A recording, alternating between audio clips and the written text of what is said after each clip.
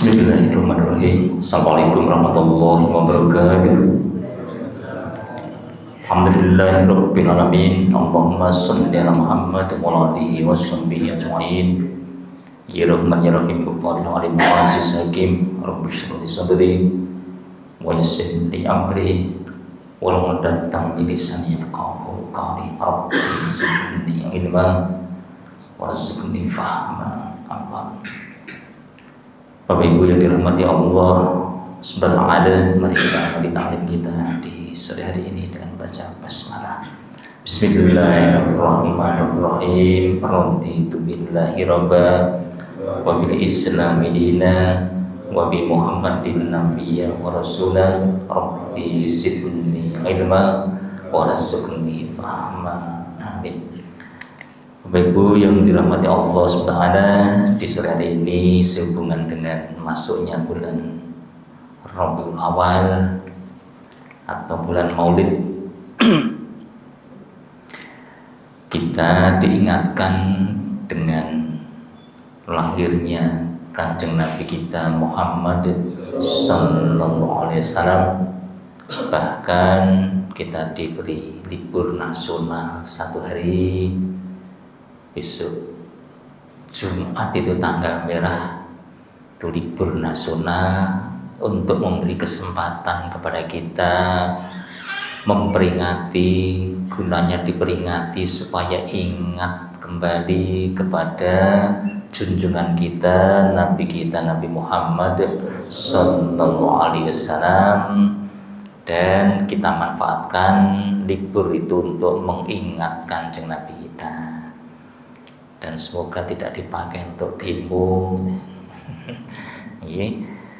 Dan khususnya di Yogyakarta, lahirnya Kanjeng Nabi kita itu diperingati lebih istimewa, yaitu diadakan sekatenan. Biasanya katanya ya sekatenan itu ya biar ingat dengan syahadatain, syahadat yang jumlahnya 2, syahadat tauhid dan syahadat rasul.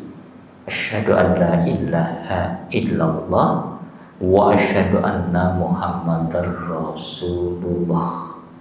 Itulah inti diutusnya Kanjeng Nabi kita oleh Allah untuk urusan menyampaikan syahadatain itu. Maka mestinya diadakan sekaten itu ya katanya ya biar ingat dengan syahadatain. Dan bahkan 40 hari sebelum Maulid Nabi diadakan perayaan pasar malam sekatenan. Tapi ya biasanya kalau kita datang ke sekatenan itu ya mungkin ya rata-rata tidak ingat dengan syahadatain kelihatannya. Buktinya yang dicari juga dangdutain, bukan syahadatain. Nah, supaya kita memanfaatkan momen peringatan Maulid Nabi Muhammad SAW ini, kita mengkaji tentang beliau. Yang pertama kita akan sampaikan Quran surat At-Taubah ayat 128. A'udzu billahi minasyaitonir rajim. Laqad ja'akum rasulun min anfusikum azizun 'alaihi ma anittum harisun 'alaikum bil mu'minina raufur rahim. Sesungguhnya telah datang kepada kamu seorang rasul dari kaummu sendiri, berat terasa olehnya penderitaan kamu, sangat menginginkan keimanan dan keselamatan bagi kamu, amat belas kasih lagi sangat penyayang terhadap orang-orang beriman. Inilah Nabi kita. Nabi kita itu juga seorang rasul. Apa tuh bedanya nabi dengan rasul? Nabi itu adalah seorang laki-laki yang mendapat wahyu. Kalau di dalam tafsir Ibnu Katsir jumlahnya 124.000 nabi. Jadi laki-laki yang dapat wahyu dari Nabi Adam sampai Nabi Muhammad SAW itu 124.000 nabi di dalam tafsir Ibnu Katsir. Dari 124.000 nabi itu yang diutus oleh Allah supaya wahyu yang diterima itu disampaikan ke umatnya, itu namanya Rasul, itu 315. Jadi setiap Rasul pasti Nabi, tapi tidak setiap Nabi itu Rasul. Kalau Rasul itu berarti punya umat, karena dia diutus, wahyu yang diterimanya itu disampaikan ke umatnya. Dan Nabi Rasul yang terakhir itu adalah Nabi kita Muhammad SAW, sehingga beliau juga dikenal dengan khataman nabiyina, penutup nabi-nabi. Itu artinya bahwa setelah beliau tidak mungkin ada nabi lagi, yang mungkin adalah nabi palsu. Karena beliau juga memberitahukan sepeninggal beliau nanti akan muncul dajjal pendusta atau nabi palsu, jumlahnya sekitar 30, yang 4 wanita. Dan Indonesia termasuk yang urun di Aiden. Nah, ini tahun bahkan ada 2 itu, laki-laki 1, wanita 1. Ini mengaku dapat wahyu. Tahun berapa itu saya lupa. Lihat di televisi itu ada launching nabi baru dari Jakarta di salah satu hotel. Nabinya pakai dasi ngombe aqua. Ya, itulah tanda akhir zaman. Maka kiamat tidak akan terjadi sebelum muncul nabi palsu yang jumlahnya 30-an itu. Dan sekaligus nabi kita itu sebagai pertanda dekatnya kiamat. Karena beliau nabi penutup. Berarti kalau umat ini nanti rusak, sudah tidak diturunkan untuk memperbaiki seorang rasul lagi. Berarti ya rampung dunia nanti. Beda dengan zaman dulu, umat rusak diutus rasul, umat rusak diutus rasul. Rasul terakhir sudah turun, umat kok rusak, tidak akan ada rasul lagi. Itulah namanya kiamat. Maka nabi kita itu juga sekaligus sebagai pertanda dekatnya kiamat. Beliau mengatakan, saya ini diutus dengan datangnya kiamat seperti 2 jari, jari telunjuk dan jari tengah, mepet dengan kiamat. Bahkan 1400 tahun yang lalu beliau sudah memberitahukan malaikat peniup trompet kiamat. Itu bibirnya sudah menempel di ujung trompet. Terus 1400 tahun yang lalu. Berarti malam hari ini wis dimut. Sudah mepet sekali dengan datangnya kiamat. Maka jangan heran hadis-hadis tentang tanda-tanda datangnya kiamat bermunculan terus sesuai dengan yang diberitakan Nabi kita. Umpamanya tanda akan terjadi kiamat apabila kembali zaman jahil, yaitu jahiliyah lagi. Jahil itu ilmu agama diangkat. Untuk mengangkat ilmu agama itu dengan mewafatkan para ulama. Dan sekarang kita hampir tidak punya ulama besar. Ini zaman kecil kita dulu masih banyak ulama-ulama besar di Indonesia. Kelasnya dunia. Sekarang hanya koruptor besar yang ada. Kita hampir tidak punya ulama besar lagi. Ilmu agama semakin lama semakin hilang. Otomatis masyarakat jahil, bodoh. Bukan bodoh tentang urusan dunia, tapi bodoh agamanya, rohaninya bodoh. Sama dengan Kanjeng Nabi dulu diutus di dunia menghadapi zaman jahil, zaman bodoh. Apa cirinya? Ya kehidupan makhluk bodoh. Bodoh itu disimbolkan binatang akhirnya. Nah, hidupnya hanya menuruti nafsu saja. Apa? Banyak perzinaan, banyak minuman keras, banyak pembunuhan. Senengane mateni wong enteng, seperti tidak punya beban. Dan terus nanti sampai jumlah wanita lebih banyak daripada laki-laki. Dan nanti kata Nabi, seorang laki-laki itu akan diikuti 50 wanita. Ini kaya bebek berarti. Jagone siji, babone 50. Terus biasanya babone lemu-lemu.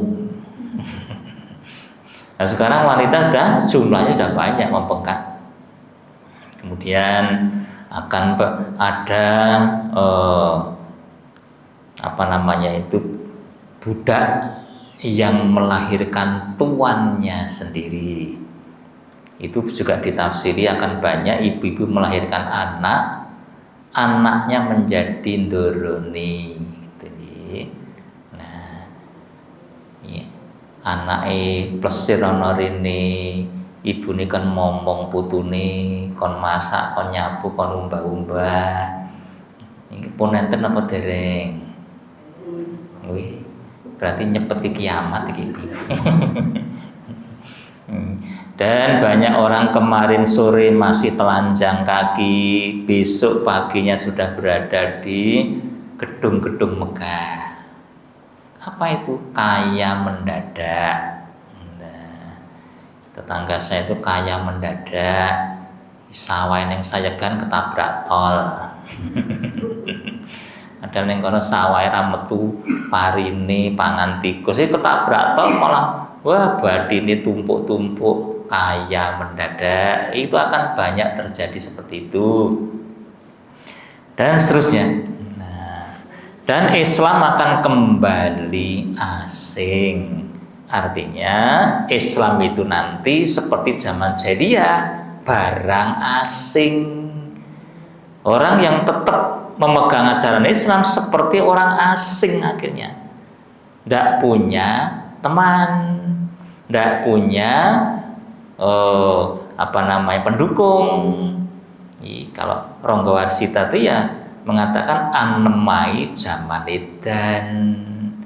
Jadi masyarakat itu seperti orang edan semuanya. Kowe nek ra melu-melu edan ora komanan. Jujur ki malah ajur. Nah, nek melu curang bisa menang. Itu zaman edan seperti itu. Orang baik malah dimusuhi karena rata-rata jelek.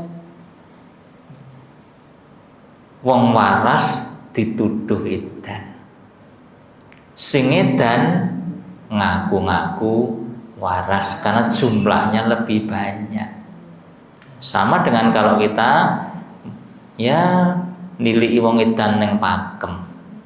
Nah, baru sampai pintu wong edan ning jero do jerit-jerit kabeh, wong edan teko ndelik-ndelik. Sing edan yo kowe kabeh kowe kok. Mergo awake dhewe waras dhewean. Maka berbahagialah orang yang asing kata Nabi, yaitu ghuraba. Asing dia beda dengan lain-lainnya. Tetap istiqomah dengan iman Islamnya, berbahagialah dia. Tapi seperti itu berat seperti memegang bara. Godane ujiane abot, sehingga nanti orang baik itu diantaranya adalah orang yang menyingkir dari masyarakat, menyepi ke gunung-gunung hanya angon wedhus semata-mata menghindar fitnah di masyarakat. Saking rusaknya masyarakat. Ya akhirnya uzlah menepi ke pinggir-pinggir kota, ke gunung-gunung menyelamatkan iman Islamnya. Meskipun hanya makan seadanya. Itu nanti orang baik akhirnya seperti itu. Saking beratnya hidup di masyarakat. Sampai Nabi mengatakan kiamat tidak akan terjadi sehingga nanti ada seseorang lewat kuburan. Terus dia mengatakan kepada si mayit, apa yang dia katakan? Di tempatmu lebih enak daripada di tempatku. Artinya tinggal di bawah kuburan itu lebih kepenak daripada di atas kuburan. Saking beratnya hidup jadi orang beriman di zaman jahiliyah. Dan Nabi diutus sebagai tanda dekatnya dengan kiamat. Itu yang pertama. Kemudian yang kedua, sekalian, Rasulullah SAW bersabda begini, la yu'minu ahadukum hatta akuna ahabba ilahi min walidihi wa walidihi wan nasi ajmain. Seseorang itu tidak disebut beriman, yaitu beriman dengan sebenarnya, dengan sempurna, sehingga aku, kata Nabi, lebih dicintai daripada ayahnya, anaknya, dan seluruh manusia. Hadis Imam Bukhari, Imam Muslim, Ahmad tadi, Umar bin Khattab. Jadi seseorang itu ada tanda keimanan di hati apabila kaitannya dengan Kanjeng Nabi itu ada rasa cinta kepada beliau. Sehingga iman kita itu bisa diukur dari adanya rasa cinta kepada Nabi kita. Nah, cinta kita kepada Nabi kita itu tidak sembarangan cinta, tetapi cinta yang mengalahkan cinta kita kepada seluruh manusia, termasuk orang tua kita, bahkan termasuk diri kita sendiri. Karena Umar bin Khattab radhiyallahu pernah menyampaikan kepada Nabi, ya Rasulullah, sesungguhnya engkau lebih aku cintai dari segala sesuatu kecuali kecintaanku pada diriku sendiri. Terus Nabi bersabda, ya Umar, engkau belum mencintai aku. Nah, sebelum engkau melebihkan cintamu kepadaku daripada dirimu sendiri. Mendengar seperti itu, Umar langsung mengatakan, demi Allah, engkau ya Rasulullah lebih aku cintai daripada diriku sendiri. Nabi menjawab, baru sekarang engkau mencintai aku, wahai Umar. Hadis Imam Bukhari, Imam Muslim. Cinta kita kepada Nabi harus lebih besar dibanding ayah, ibu, anak, termasuk diri kita sendiri. Kalau belum seperti itu, kita dianggap belum mencintai Nabi. Coba. Nah, padahal cinta itu tidak bisa dibikin-bikin. Cinta itu rasa di hati. Orang mungkin bisa melakukan perbuatan orang yang jatuh cinta, tetapi belum tentu hatinya ada rasa cinta. Contoh, cinta kepada Nabi itu biasanya ya dengan tulus ikhlas, banyak membaca sholawat untuk Nabi, didorong rasa cintanya pada Nabi. Tapi orang membaca sholawat belum tentu hatinya ada dorongan cinta kepada Nabi. Nah, itu maksudnya. Berarti cinta itu memang rasa, Rasa yang muncul dengan sebab-sebab tertentu sedemikian rupa sampai akhirnya ada ikatan hati untuk cinta kepada Nabi. Nah, ini tidak mudah sekalian.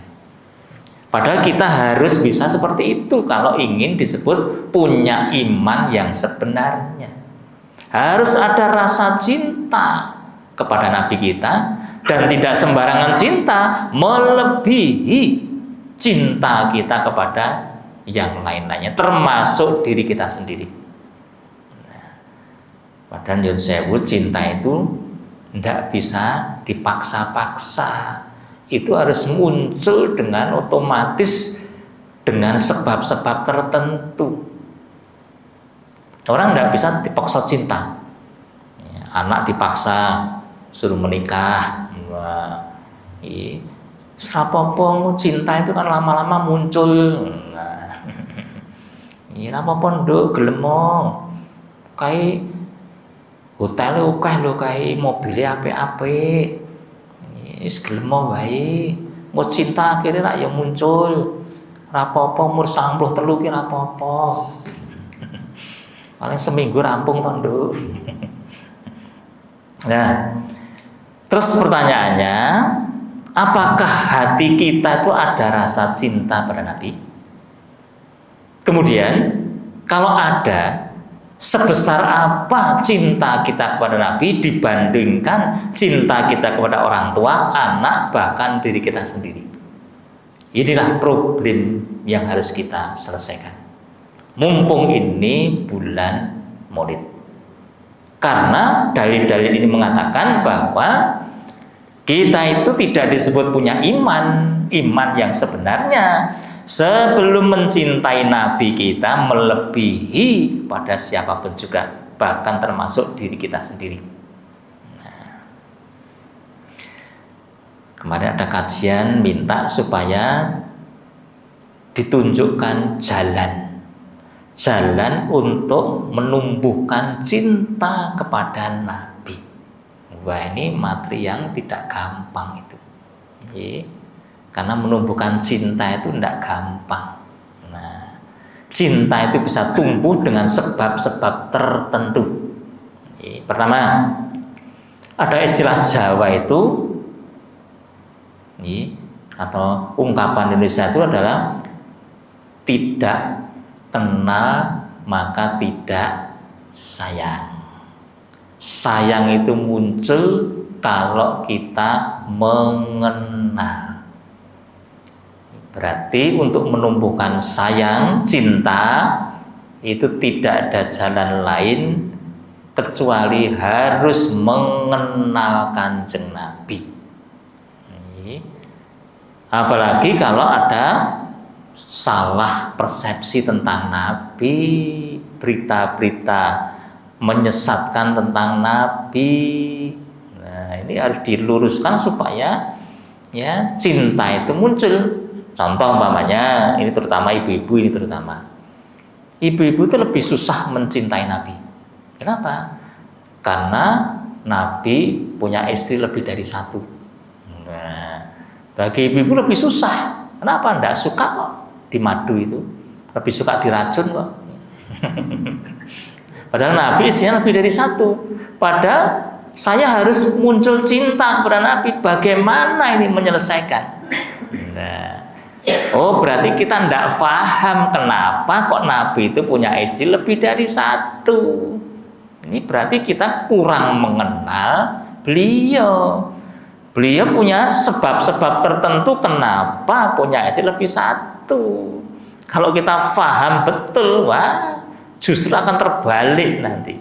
Nah, maka nomor satu memang harus mengenal Kanjeng Nabi sedalam-dalamnya. Mengenal itu di zaman kita tidak ada cara lain kecuali ya informasi, membaca, mendengar cerita dan seterusnya. Di zaman sahabat mengenal Nabi bisa interaksi langsung. Padahal orang itu kalau berinteraksi langsung dengan Nabi itu hampir bisa dipastikan tumbuh rasa cinta kepada beliau. Begitu interaksi dengan Nabi itu tidak bisa ditutupi, cinta itu akan muncul dengan otomatis. Itu hebatnya Kanjeng Nabi kita itu. Jadi, perbuatannya, tingkah lakunya, wibawanya, tubuhnya, bau keringatnya, pengorbanannya, kasih sayangnya, jerih payahnya, air matanya, itu membuat orang sangat-sangat cinta kepada beliau. Beliau itu orang yang paling lapar di antara orang yang lapar. Bahkan beliau orang yang paling miskin di antara orang yang miskin. Padahal beliau itu kekayaannya subhanallah. Nabi itu kebun kurmanya ada 7 kalau tidak salah. Jumlah ontonya, jumlah kambingnya, tapi semuanya untuk umat beliau. Beliau hanya hidupnya lebih miskin daripada orang miskin sekalipun. Rumah beliau kecil, 4x4 kurang lebih. Kalau masuk ke rumah beliau harus dungkrung, karena pintunya pendek. Di dalam rumah kosong melompong, tidak ada perabot apa-apa kecuali tempat tidur, amben 1, itu pun hanya anyaman daun kurma. Nabi dibikinkan kasur, tidak mau. Kemudian ada tempat untuk nggodok air, kemudian ada tombak yang tersandar dan seterusnya. Bapak Ibu yang pernah tindak ke Madinah, berusahalah masuk ke museum Rasulullah, biar paham seperti apa hidupnya Nabi. Terus rumah istri-istri beliau di samping beliau. Dan istri beliau memberitahu, Nabi kita itu kadang rembulan itu berganti 3 kali. Tetapi keluarga Nabi, istri-istri beliau, tidak ada yang mengepulkan asap rumahnya. Ramasak blas, bulan ganti ping 3. Terus yang dimakan apa? Kurma dan air. Kalau Nabi punya, orang miskin dulu, yatim piatu dulu, sahabat yang kelaparan dulu, itulah Nabi kita. Ada sahabat yang sambat Nabi, lapar ya Nabi, sambil membuka baju, tunjukkan kepada Nabi, perutnya diganjeli watu. Ternyata Nabi juga membuka bajunya. Ternyata perutnya Nabi sudah diganjel batu 2. Watune Nabi lebih oke. Nabi itu lebih lapar daripada yang lapar. Itu di zaman susah makan ketika itu. Jadi maka ya otomatis orang yang berinteraksi dengan Nabi itu tidak bisa ditutupi rasa hormatnya, rasa takzimnya, sayangnya. Apalagi kalau Nabi sudah mikir nasib akhirat kita. Nabi itu di dalam ayat ini Allah beritahu, beliau itu terasa berat rasa memikirkan derita kita. Bapak Ibu kalau paham kenapa kok Nabi menikah sampai sebanyak itu, karena dia punya karakter seperti ini. Pertama nikah dengan Siti Khadijah selama 25 tahun.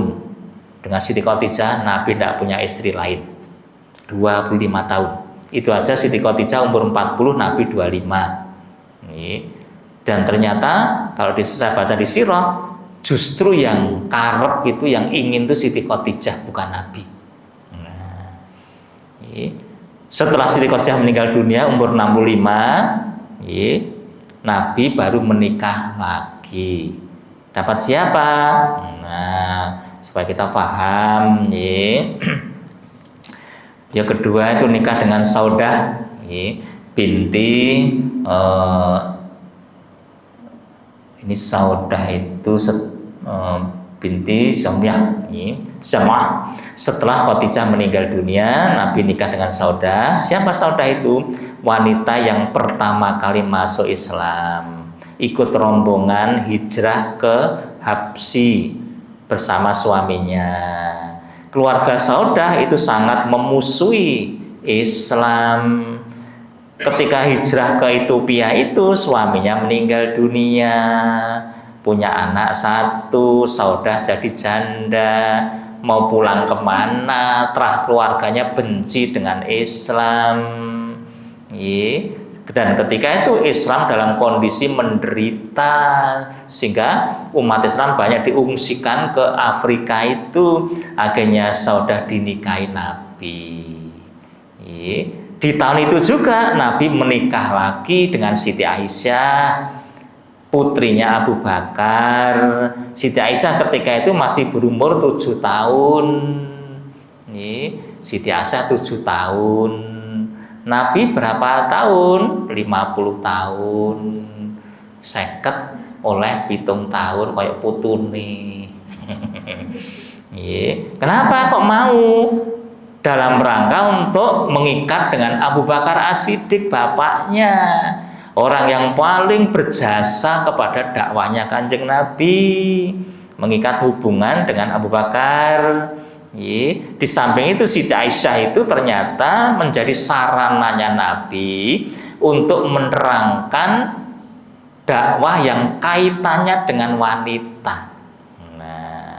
Masalah datang bulan, masalah darah, ya yang kaitannya dengan wanita. Siti Aisyah itu cerdas sekali. Setelah itu menikah dengan Hafsah. Siapa Hafsah itu? Putrinya Umar bin Khattab. Umar bin Khattab itu orang yang berjasa kepada Nabi. Setelah Abu Bakar itu orang berjasa kedua adalah Umar bin Khattab. Hafsah ini suaminya meninggal dunia di perang Badar. Umar sedih, anaknya janda. Hafsah itu anaknya Umar. Ditawarkan ke Abu Bakar tidak mau. Tawarkan ke Utsman juga tidak mau. Kenapa? Hafsah ini wajahnya jelek dan orangnya judes. Jadi akeh sing megah. Akhirnya dinikahi oleh Nabi. Supaya apa? Mengikat dengan bapaknya Umar bin Khattab, orang yang banyak jasanya kepada dakwah Islam. Nah itu Nabi nikah dengan Zainab binti Khuzaimah. Siapa itu? Wanita tua. Sudah 3 kali menjanda. Wanita solehah terkenal dengan Ummul Masakin. Inilah wanita yang menjadi ibunya para fakir miskin. Meninggal beberapa bulan setelah menikah. Ini sudah sepuh ini Simbah putri ini. Dinikahi Kanjeng Nabi.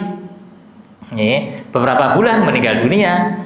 Dan seterusnya, pokoknya ada wanita yang harus dilindungi, wanita yang harus ditolong, ada wanita yang harus dinikahi supaya satu terahnya itu masuk Islam semuanya. Terus Nabi itu begitu menikahnya, tidak untuk urusan nafsu.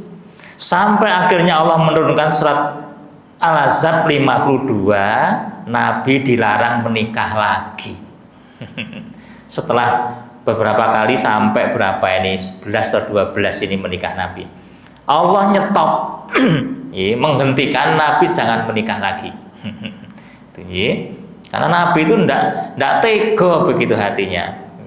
Ada laki-laki meninggal dunia di medan jihad, istrinya janda, anaknya kecil-kecil, padahal laki-lakinya membela Islam, Nabi tidak tega. Istrinya dinikah Nabi, padahal Nabi juga miskin. Kemudian terus kalian, itu salah satu cara, pelajari, baca, kenali Nabi kita. Syukur-syukur. Ini kalau panjenengan punya kesempatan sekali, 2 kali datang ke tanah suci, Mekah, Madinah terutama, supaya apa? Lebih memantapkan hati. Ini loh bekas-bekas tinggalannya Nabi, ini loh rumahnya Nabi, ini loh makamnya Nabi, ini loh mimbarnya Nabi, ini tempat lahirnya Nabi, ini tempat perangnya Nabi di Uhud dan seterusnya. Itu akan semakin membuat kuatnya hati itu untuk mengenal Nabi kita sedemikian rupa supaya muncul rasa cinta kepada beliau. Di samping nanti mengenal jasa-jasa beliau tentang akhirat kita seperti syafaat. Nah, kalau Bapak Ibu ada keinginan datang ke tanah suci, itu ada bulan-bulan murah umroh itu Oktober November. Itu kalau panjenengan pengen cari yang biaya-biaya murah-murah umroh itu biasanya Oktober November. Itu paling murah di antara bulan-bulan yang lain karena banyak pesawat itu memberi promo atau memberi diskon. Ini saya ada rencana memberangkatkan umroh November tanggal 18 untuk kelas menengah ke bawah karena biayanya memang kita murah untuk membantu kelas menengah ke bawah. Dari Jogja pesawat kembalikan ke Jogja lagi 24,9. Itu ya bulan-bulan murah karena pesawatnya banyak memberi diskon. Nah, bagi Bapak Ibu yang ada rencana ke sana boleh gabung dengan saya tanggal 18 November, biayanya 24,9. Semua biaya termasuk perlengkapan kecuali paspor dan suntik. Itu biayanya sendiri. Itulah sekalian, sementara materi kita tentang menumbuhkan cinta dan iman kepada Kanjeng Nabi dengan cara-cara seperti itu, semoga Allah SWT menolong kita untuk memunculkan rasa cinta dan iman kita kepada Kanjeng Nabi kita, sehingga nanti kita bisa diizinkan bertemu bersatu dengan beliau di surganya Allah Subhanahu wa taala. Demikian mari kita akhiri dengan kafaratul majlis. Subhanakallahumma bihamdika asyhadu an la ilaha illa anta astaghfiruka wa atubu ilaik. Alhamdulillahirabbil alamin. Assalamualaikum warahmatullahi wabarakatuh.